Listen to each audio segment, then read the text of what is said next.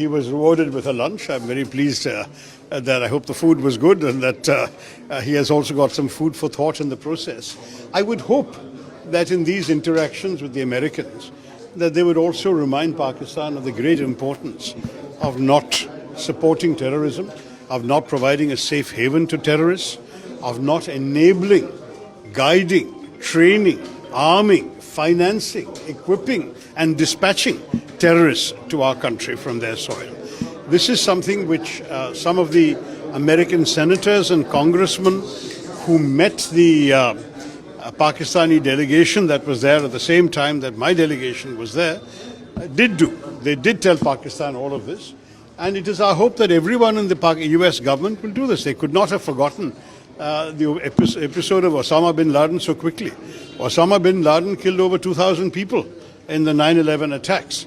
And he did so on American soil. He destroyed two iconic American buildings. Large numbers of American citizens and those of many other nationalities lost their lives. So in those circumstances, Pakistan's culpability in hiding this man until he was finally found in an army, in a safe house near an army camp in a cantonment city, that is something that could not be that easily forgotten and forgiven by the Americans. So I hope that while the general was being wined and dined or lunched and munched, I don't know, at the same time that he would have got these firm messages, because that would also be in America's interest.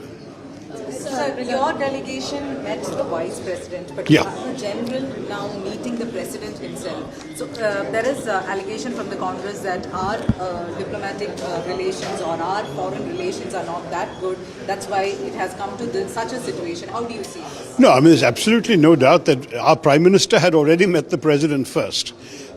For us, for a parliamentary delegation to be received by the Vice President is itself a significant honor, because in some countries, parliamentary delegations only are met by other parliamentarian members, or members in this case of the US Congress and Senate.